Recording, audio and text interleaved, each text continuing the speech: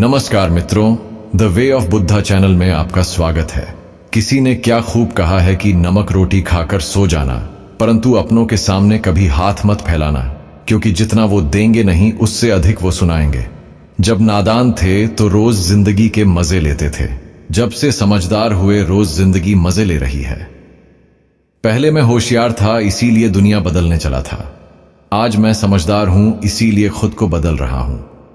स्थिति चाहे जैसी भी हो, शुक्र करना शिकायत करने से हमेशा बेहतर होता है। कभी कभी जिंदगी ऐसे मोड़ पर खड़ा कर देती है जहां एक फैसले की कीमत बहुत बड़ी होती है। परिवर्तन से डरना और संघर्ष से कतरा मनुष्य की सबसे बड़ी कायरता है। जीवन का सबसे बड़ा गुरु वक्त होता है। जो वक्त सिखाता है वह कोई और नहीं सिखा सकता। मित्रों, कर्म क्या है, आप इसके बारे में जानते हो? मित्रों, आपने यह तो सुना ही होगा कि अच्छे कर्मों का फल अच्छा ही होता है। अगर अच्छे कर्म करोगे तो उसका अच्छा ही फल आपको मिलेगा, और अगर वही बुरे कर्म करोगे तो उसका फल और परिणाम आपको बुरा ही मिलेगा। अच्छे कर्म आपको खुशी देंगे, वही बुरे कर्म आपको दुखी देंगे और आपकी जिंदगी को नरक बना देंगे। यहां तक तो सब सही है, लेकिन आपने कर्मों के बारे में यह भी सुना है कि अच्छा इंसान हमेशा दुखी रहता है और वही दूसरी ओर बुरा इंसान हमेशा सुखी रहता है। अगर ऐसा है तो अच्छे कर्मों का अच्छा फल कैसे हुआ, बल्कि बुरे कर्मों का अच्छा फल हुआ? आखिर यह कामों का सारा खेल है क्या? ये कैसे हमारी जिंदगी को प्रभावित करते हैं? अगर हम ये समझ जाएं कि कामों का चक्कर चलता कैसे है तो हमें जिंदगी में सुख मिल सकता है, क्योंकि हम सिर्फ वही काम करेंगे जिससे हमें अच्छा फल प्राप्त हो। तो चलिए जानते हैं इस कहानी के माध्यम से कि आखिर कर्मों का खेल है क्या, कर्मों का फल हमें कैसे मिलता है। एक नगर में एक सेठ रहता था। वह सेठ बहुत धनवान था। उसके नगर के बड़े बड़े सेठों में उसका नाम लिया जाता था। अपने खुद के नगर में भी उसका बहुत नाम था। धीरे धीरे समय बीतता गया। फिर एक दिन उसके घर एक पुत्र का जन्म हुआ। फिर उस पुत्र के जन्म पर व्यापारी बहुत खुश हुआ। उसने अपने पुत्र का नाम विशाल रख दिया। सेठ ने सोचा कि अब उसका पुत्र बड़ा होकर उसके व्यापार को संभालेगा और वह अपने नगर का सबसे बड़ा सेठ बन जाएगा। उस सेठ ने अपने पुत्र का अच्छे से पालन पोषण किया, उसे अच्छे से पढ़ाया लिखवाना। समय के साथ साथ विशाल अभी 21 वर्ष का हो चुका था। उसका पुत्र विशाल भी बड़ा होकर अपने पिता के व्यवसाय में मदद करने लगा। पिता अपने पुत्र को ऐसे काम करते देख, अपने काम में सहायता करते देख बहुत खुश होते हैं। फिर उस सेठ ने अपने पुत्र विशाल का विवाह एक सुंदर लड़की के साथ करवा दिया, जिसका नाम राधा था। विशाल भी बहुत प्रसन्न था। विशाल विवाह होने के बाद तो अपने पिता के साथ व्यवसाय में हाथ बटाता रहा। कुछ दिन तो विशाल अपने पिता के व्यापार में मदद करता रहा, लेकिन कुछ दिन बाद फिर अचानक ही विशाल में कुछ परिवर्तन आने लगे। वह दिन भर अपने मित्रों के साथ घूमने लगा। धीरे धीरे विशाल को एक बहुत बुरी आदत ने पकड़ लिया। वह रोज अपने मित्रों के साथ जुआ खेलने लगा।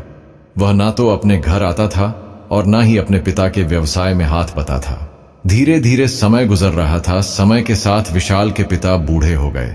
बूढ़े होने के कारण उनके पिता कारोबार की देखभाल नहीं कर रहे थे, और विशाल तो कारोबार की देखभाल करना तो दूर की बात है, वह तो उनके धन को उड़ा रहा था जो कारोबार से प्राप्त हो रहा था। कारोबार की देखभाल न होने के कारण धीरे धीरे उसे कारोबार में बहुत नुकसान होने लगा। विशाल के पिता ने विशाल को बहुत समझाया कि मैंने इतनी मेहनत करके इतना बड़ा कारोबार खड़ा किया है, अगर तुम इसे नहीं संभालोगे तो एक दिन यह पूरी तरह खत्म हो जाएगा। उस बूढ़े पिता ने अपने बेटे को खूब समझाया, देखो मेरी बात मान लो, तुम इस जुए खेलने की आदत को, इस गंदी आदत को छोड़ दो, नहीं तो एक दिन ऐसा आएगा जो तुम्हारे पास कुछ भी नहीं बचेगा, कोई तुम्हारा साथ नहीं देगा, फिर तुम बहुत पछताओगे, इसलिए तुम समय रहते संभल जाओ। लेकिन विशाल ने तो अपने पिता की एक भी बात नहीं सुनी। वो तो उनकी बात को सुनकर अनसुना कर देता था। ऐसे ही समय धीरे धीरे गुजरना रहा। समय के साथ उसके पिता और भी वृद्ध हो गए और उनको बीमारियों ने जकड़ लिया। कुछ दिन के बाद ही उस सेठ की मृत्यु हो गई। अपने पिता की मृत्यु पर भी विशाल को बिल्कुल भी अफसोस नहीं हुआ, उसको बिल्कुल भी दुख नहीं हुआ। ऐसे लग रहा था कि मानो उसके पिता की मृत्यु के बाद तो उसे आजादी मिल गई हो। अब उसे कहने सुनाने वाला कोई रहा नहीं था। अब तो विशाल पहले से भी अधिक दिन रात जुआ खेलने में लगा रहता था। विशाल जुआ खेलकर एक बहुत बड़ा आदमी बनना चाहता था। वह एक दिन में ही सब कुछ हासिल कर लेना चाहता था, जिस कारण अब वह जुए में बड़े बड़े दांव पैसे लगाने लगा था।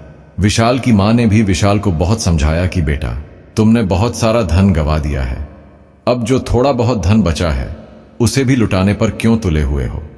और वह कहते हैं ना कि जब इंसान का विनाश होता है तो उसकी बुद्धि काम करना छोड़ देती है। विशाल अपनी मां की बात एक कान से सुनता था और दूसरे कान से निकाल देता था। उसे कोई भी बात का कोई भी फर्क नहीं पड़ता था। विशाल दिन रात जुआ खेलने में व्यस्त रहता था। उसे किसी भी बात का होश नहीं था। विशाल के पास कोई कुबेर का खजाना तो था नहीं जो कभी खत्म ही नहीं होता। धीरे धीरे विशाल का सारा धन नष्ट होने लगा। फिर एक दिन ऐसा आ गया जब विशाल के पास कुछ भी नहीं बचा था। जुआ खेलने में उसका सारा धन नष्ट हो चुका था। वह अपना सब कुछ गवा चुका था। अब विशाल की मां भी काफी बीमार रहने लगी थी। जब विशाल की मां ने यह सब सुना कि उसका बेटा जुए में सब कुछ हार चुका है तो उसकी मां को बहुत बड़ा सदमा लगा और उसकी मां की मृत्यु हो गई।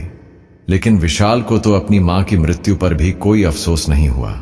उसने और उसकी पत्नी ने दोनों ने उनका अंतिम संस्कार किया। फिर कुछ समय बाद विशाल ने फिर से जुआ खेलना शुरू कर दिया। उसे किसी भी बात से कोई फर्क नहीं पड़ता था। उसके लिए कोई जिए या मरे, वह तो दिन भर जुआ ही खेलता रहता था। विशाल का सारा धन नष्ट हो गया था। फिर उसने दूसरे सेठों से कर्ज ले लिया। विशाल सेठ का बेटा था तो उसे किसी ने भी धन देने से मना नहीं किया, लेकिन विशाल ने तो वह धन भी जुए खेलने में ही खत्म कर दिया। अब विशाल के ऊपर बहुत सारा कर्ज हो चुका था। अब घर में 2 वक्त खाना खाने जितना धन भी नहीं बचा था। अब तो विशाल की हालत ऐसी हो गई थी कि अब उसके पास ना तो खाने को बचा था और ना ही पहनने के लिए कपड़े बचे थे। वह बिल्कुल कंगाल हो चुका था। अब पूरे नगर में सबको यह पता चल चुका था कि विशाल अब तो कंगाल हो चुका है। उसके पास कुछ भी नहीं है।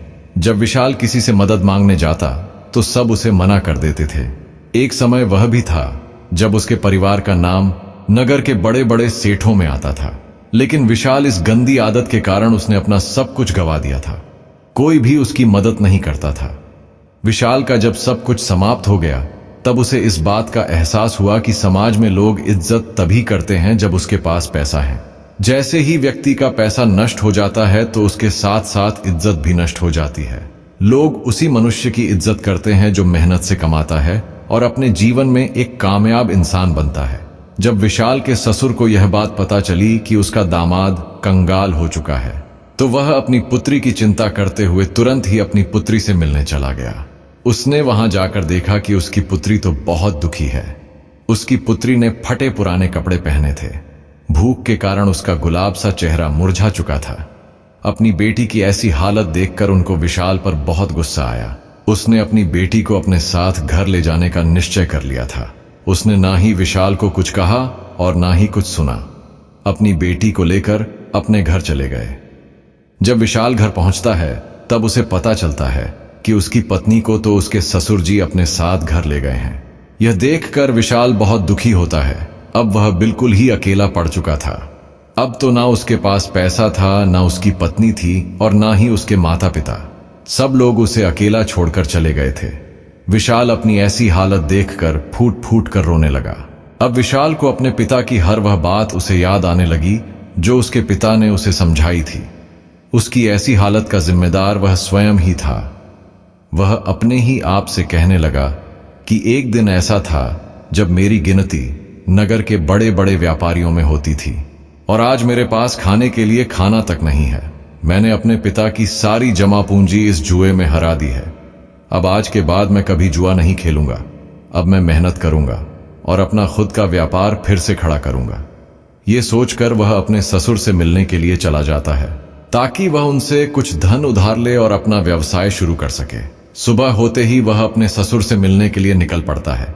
शाम होते होते वह अपने ससुराल के घर तक पहुंच जाता है। ससुराल पहुंचकर वह अपनी हालत को देखकर रोने लगता है। अपने फटे पुराने कपड़ों को देखकर वह सोचता है कि वह अपने ससुराल ऐसे फटे पुराने कपड़ों में तो नहीं जा सकता है। मेरी थोड़ी बहुत तो इज्जत है, जो इज्जत है वह भी चली जाएगी। मैं इस इज्जत को नहीं गंवा सकता हूं। मैं साफ सुथरे कपड़े पहनकर ही अपने ससुर से मिलने जाऊंगा। फिर उसे याद आया कि उसके पास पैसे तो है ही नहीं। फिर वह नए कपड़े कहां से खरीदे। अगर वह फटे पुराने कपड़ों में ससुराल जाएगा तो उसकी बची खुची इज्जत भी ऐसे ही खत्म हो जाएगी। यह सब सोचकर वह इधर उधर देखने लगा। उसकी नजर एक कपड़े की दुकान पर जाती है, लेकिन शाम हो जाने के कारण दुकान बंद हो चुकी थी। विशाल ने निश्चय किया कि वह सुबह तक इंतजार करेगा। जैसे ही दुकान खुलेगी तो मैं अपने ससुर का नाम लेकर कपड़े खरीद लूंगा, और जब मुझे ससुर जी से पैसे मिल जाएंगे तब मैं इस दुकान वाले को उधर चुका दूंगा। अपने फटे पुराने कपड़ों में ससुराल वालों के घर जाने से अच्छा है कि मैं एक रात इस दुकान के बाहर ही निकाल लूं। यह सब सोचकर विशाल उस कपड़े की दुकान के बाहर ही सो जाता है। रात्रि हो चुकी थी। चारों तरफ सन्नाटा छाया हुआ था। सभी लोग गहरी निंद्रा में सो चुके थे, पर विशाल को नींद नहीं आ रही थी। भूखे पेट भला कोई कैसे सो सकता है। विशाल भूख के मारे इधर उधर करवटें ले रहा था। तभी अर्जुन ने देखा कि एक युवक चुपचाप दुकान के भीतर जा रहा है। उस युवक के भीतर जाने के कुछ देर बाद ही एक स्त्री भी दबे पांव उसी तरफ आई और दुकान के अंदर चली गई। विशाल को स्त्री अंधेरे में भी जानी पहचानी लग रही थी। उसने उस स्त्री को ठीक ढंग से देखने के लिए दुकान की खिड़की से दुकान के अंदर झांका, तो उसने जो देखा वह देखकर तो उसके होश ही उड़ गए, क्योंकि वो औरत कोई और नहीं बल्कि उसकी ही पत्नी थी। फिर विशाल ने अपनी पत्नी और उस युवक की बातें ध्यान से सुनी। विशाल की पत्नी उसी युवक से कह रही थी कि हे मेरे प्राण प्रिय, मैं तुमसे बहुत प्रेम करती हूं और मैं तुमसे विवाह करके पूरी जिंदगी तुम्हारे साथ रहना चाहती हूं। मैंने आज तुम्हें यहां एक राज की बात बताने के लिए बुलाया है, ताकि हम विवाह के बाद आराम से रह सके। हमारे पास किसी भी चीज की कोई कमी ना हो। उस युवक ने बड़ी उत्सुकता के साथ पूछा कि कौन सा राज, तुम किस राज की बात कर रही हो? फिर विशाल की पत्नी ने उस युवक से कहा कि मेरे ससुर जी बहुत धनी व्यापारी थे। उनके पास बहुत सारा धन था। उन्होंने अपने जीवन में बहुत कठिन परिश्रम किया था और खूब सारा धन कमाया था, और उन्होंने अपने जीवन में 5 घड़े सोने के सिक्कों से भरवाकर मकान के चारों कोनों में गड्ढा खोदकर छुपा दिए थे। यह काम उन्होंने इसलिए किया था ताकि बुरे समय में उस धन का उपयोग किया जा सके। उन्होंने अपने बेटे को तो उस धन के बारे में कभी नहीं बताया, क्योंकि उनको डर था कि कहीं वह उनका जुआरी बेटा उस धन को भी जुए में ना गंवा दे। फिर मेरे ससुर की मृत्यु होने के बाद मेरी सास ने मुझे ये सब बताया था। ये सारी बात सुनकर वह युवक बोला कि अब मुझे क्या करना चाहिए? तुम जैसा कहोगी मैं वैसा ही करूंगा। फिर विशाल की पत्नी ने उस युवक से कहा कि तुम जल्दी से मेरे ससुराल जाओ और मेरे मूर्ख पति से वह मकान खरीद लो। वह मकान तुम्हें आसानी से दे देगा, क्योंकि उसने अपनी सारी जमा पूंजी तो जुए में हरा दी है। अब उसके पास कुछ भी नहीं है और उसे पैसों की बहुत जरूरत है। फिर तुम उसे मकान के चारों कोनों की खुदाई करना और उन 5 घड़ों को अपने में कर लेना, जिसके बाद हमें कभी भी धन कमाने की आवश्यकता नहीं पड़ेगी और फिर हम पूरा जीवन खुश रहेंगे। अपनी पत्नी की ये सारी बातें सुनकर के विशाल को गहरा आघात लगा। वह सोचने लगा कि आज मेरी बुरी आदतों के कारण मेरी पत्नी मेरी नहीं है, बल्कि वह पराये पुरुष के साथ है, उसका साथ दे रही है और उससे विवाह करने की योजना बना रही है। लेकिन मैं ऐसा कभी होने नहीं दूंगा। मैं अपनी कमाई हुई दौलत को इस आदमी के हाथों कभी नहीं जाने दूंगा। माना कि मैं बुरी संगत में पड़ गया था, मुझे जुआ खेलने की गंदी लत लग गई थी, लेकिन अब मुझे सब कुछ समझ में आ गया है। अब मैं अपने पिता की दौलत को इस तरह लूटने नहीं दूंगा। मुझे पता है कि मेरे पिता ने यह दौलत कितनी मेहनत से कमाई थी। ये सब सोच विशाल तुरंत अपने नगर के लिए निकल जाता है। सुबह होते होते वह अपने घर पहुंच जाता है। घर पहुंचकर वह बिना कोई समय गवाए अपने घर के चारों कोणों की खुदाई करना शुरू कर देता है। खुदाई करने के थोड़ी ही देर बाद उसे वह 5 घड़े मिल जाते हैं, जिसे देखकर विशाल बहुत खुश हो जाता है और अपने पिता को धन्यवाद करता है। फिर वह उन चारों कोणों से सोने के सिक्कों को निकल लेता है और उन घड़ों में कोयला भरकर वापस उसी जगह पर रख देता है। इसके बाद विशाल अपनी पत्नी के प्रेमी का इंतजार करता है। कुछ दिनों के बाद उसकी पत्नी का प्रेमी उसके घर आता है। वह उसके घर आकर उसे बोलता है कि मैंने सुना है कि तुमने अपना सब कुछ गवा दिया है, पर तुम्हें पैसों की बहुत आवश्यकता है। तुम मुझे यह अपना घर बेच दो, क्योंकि मुझे इस नगर में अपना व्यवसाय शुरू करना है। मुझे घर की जरूरत है और तुम्हें पैसों की तुम्हें पैसे मिल जाएंगे और मुझे घर। इससे हम दोनों की जरूरतें पूरी हो जाएंगी। विशाल तो इसी मौके के इंतजार में था। उसे उस आदमी की सारी योजना पहले से ही पता थी। उसने तुरंत अपना मकान उसे बेच दिया और फिर विशाल मकान बेचने से मिली रकम और सोने के सिक्कों को लेकर दूसरे नगर को चला गया ताकि वह वहां जाकर अपना व्यवसाय शुरू कर सके। वहां पहुंचकर विशाल ने अपना व्यापार शुरू कर दिया। शुरू में उसे बहुत कठिनाई हुई। उसने खूब मेहनत की और अपने आप को बुरी आदतों से दूर रखा। व्यापार में कभी कभी थोड़ी थोड़ी ऊंच नीच हो जाती थी, लेकिन उसने सब कुछ संभाल लिया। आखिर वह भी व्यापारी का ही बेटा था। उसे व्यापार के बारे में सारी जानकारी थी। धीरे धीरे विशाल का व्यापार चल पड़ा। थोड़े से दिनों में ही उसने बहुत सारा धन कमा लिया। फिर उस नगर में रहने वाले एक सेठ की नजर विशाल पर पड़ती है। सेठ ने विशाल को देखकर यह सोचा कि यह युवक बहुत बड़ा मेहनती है। इसने इतने कम दिनों में अपने व्यापार को बुलंदियों पर पहुंचा दिया है। मैं अपनी बेटी की शादी इस युवक से कर देता हूं। मुझे अपनी बेटी के लिए इससे अच्छा लड़का तो मिल ही नहीं सकता है। फिर वह सेठ उसी वक्त विशाल के पास आए और विशाल के सामने शादी का प्रस्ताव रख दिया। विशाल ने भी सेठ का प्रस्ताव स्वीकार कर लिया। सेठ ने फिर कुछ दिन बाद अपनी बेटी की शादी विशाल से करवा दी। अब विशाल के पास वापस पहले जैसा सब कुछ हो गया था। उसने धन कमा लिया था, इज्जत कमा ली थी और शादी भी हो गई थी। अब उसके पास सब कुछ था। अब विशाल अपना जीवन हंसी खुशी से व्यतीत करने लगा। अब उसके पास किसी भी चीज की कोई भी कमी नहीं थी। उधर विशाल की पुरानी पत्नी का प्रेमी वह घर पाकर बहुत खुश हो रहा था, लेकिन जब उसने मकान के चारों कोनों की खुदाई की तो उसे सोने के सिक्कों के बदले कोयले के भरे 5 घड़े मिले और कोयल से भरे घड़े को देखकर वह छाती पिट पिट कर रोने लगा। उस युवक को अर्जुन की पत्नी पर बहुत क्रोध आ रहा था। वह सोच रहा था कि काश उसने उसकी बात नहीं मानी होती। उसने मुझे ठगा है। अगर मैंने उसकी बात नहीं मानी होती तो मुझे आज अपना धन नहीं गंवाना पड़ता। मुझे ना तो सोने के सिक्के प्रताप हुए, बल्कि मेरे जीवन भर की पूंजी मेरे से छीन गई और इस घर को खरीदने में मैंने अपना सारा धन गंवा दिया है।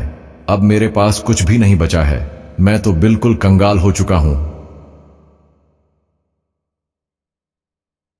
उसे युवक ने निश्चय किया कि अब वो अपनी प्रेमिका यानी विशाल की पत्नी को सबक सिखाएगा। वह वापस अपने गांव लौटा और अपनी प्रेमिका को बुलाया और कहा कि राधा, तूने मुझे ठगने की कोशिश की है। मेरी सारी जमा पूंजी तूने बर्बाद कर दी। अब मेरे पास कुछ भी नहीं बचा है। तूने क्या कहा था कि उन घड़ों में सोने के सिक्के मिलेंगे, पर उन घड़ों में तो कोयले हैं। तुमने मुझे बर्बाद कर दिया। मुझे कहीं का नहीं छोड़ा। मैंने तुम्हारे ऊपर विश्वास कैसे कर लिया था। तूने मेरी जिंदगी बर्बाद कर दी है। अब तू देख मैं तेरा क्या हाल करता हूं। अब तू किसी को मुंह में दिखाने लायक नहीं रहेंगी।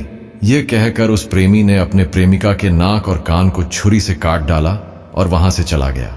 अब विशाल की पत्नी अपनी ऐसी हालत पर फूट फूट कर रोने लगी। वह इतनी बदसूरत हो गई थी कि अब वह अपने आप को कांच में देख ले तो खुद से खुद ही डर जाए। अपनी ऐसी हालत की जिम्मेदार वह खुद ही थी। अब वह जीवन भर इसके लिए प्रताप करती रहेंगी कि काश उसने ऐसा नहीं किया होता। लेकिन अब जो हो गया सो हो गया। बीते हुए कल को हम वापस नहीं ला सकते हैं। बस बीता हुआ कल हमें कुछ सिखा कर जाता है।